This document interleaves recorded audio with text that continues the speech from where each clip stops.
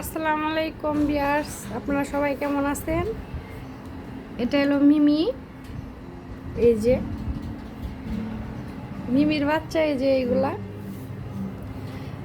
6টা বাচ্চা হয়েছিল। এখন আল্লাহ তালা 5টা আসতে, একটা মারা গেছে। না মানে খাইতে পারে নাই, আমি ফিটার এনে দিয়েছিলাম, তাও মানে টাললো না, খাইতে পারলো না, পরে মারা গেছে। দেখেন আজকে ওদের বয়স 8 দিন।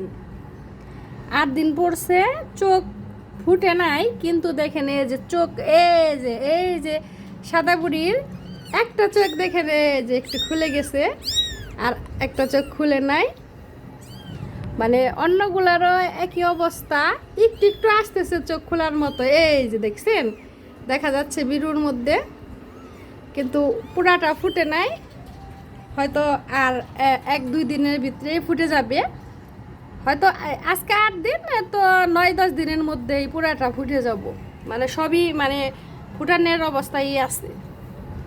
আপনারা তো সবাই মানে নতুন, যারা আমার মতো, তারাও অভিজ্ঞতা কম, তার জন্যই আমি বলে দিলাম।